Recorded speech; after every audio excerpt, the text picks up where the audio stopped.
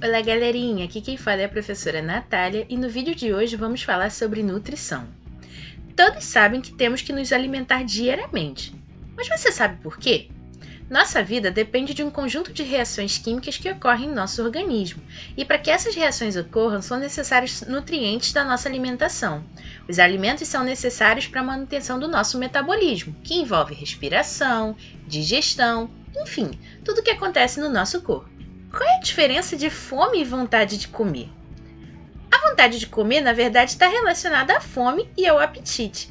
A sensação de fome é um instinto de sobrevivência, desperta desejo por alimentos e às vezes vem associada a sensações desagradáveis, como a barriga roncando e a dor.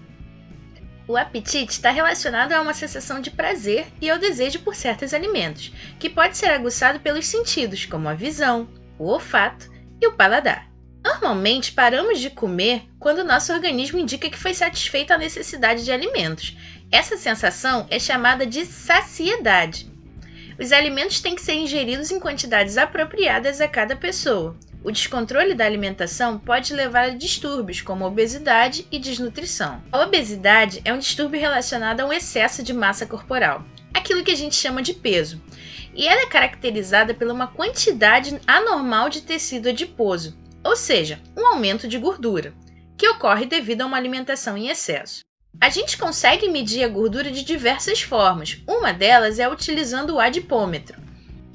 A quantidade normal de tecido adiposo gira em torno de 16% nos homens e 25% nas mulheres não obesas.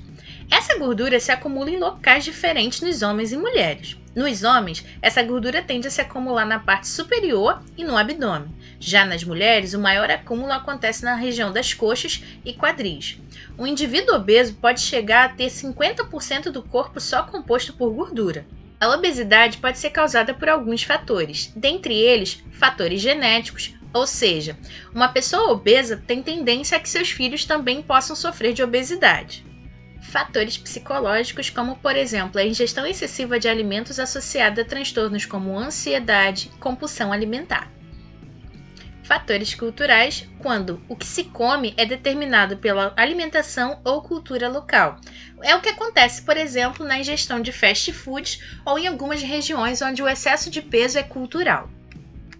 Uma das formas mais comuns de se diagnosticar se um indivíduo está dentro ou fora do peso é calcular o seu IMC, que significa Índice de Massa Corpórea. Ele pode ser calculado através dessa equação.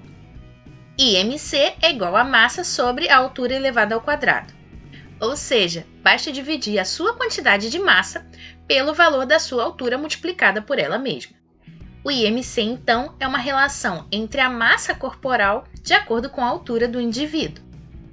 De acordo com o resultado obtido do IMC, podemos classificar os indivíduos como baixo peso, quando o valor está abaixo de 18,5. Peso normal, quando ele se encontra entre 18,5 e 24,9.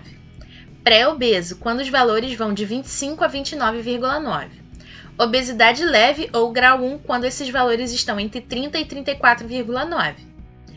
Obesidade moderada ou grau 2, quando esses valores estão entre 34 e 39,9. E acima de 40 é classificado como obesidade mórbida ou grau 3. Ainda não entendeu como calcula? Vamos pegar, por exemplo, uma pessoa que pese 70 kg e tenha 1,70 m de altura. Utilizando a fórmula do IMC, que é massa sobre a altura elevada ao quadrado, temos a seguinte situação. 70 kg dividido por 1,70 elevado ao quadrado. Vai ficar 70 sobre 1,70 vezes 1,70, que dá 70 dividido por 2,89. O valor final dá 24,2. Naquela classificação, esse indivíduo estaria dentro do peso normal, pois o valor se encontra até 24,9.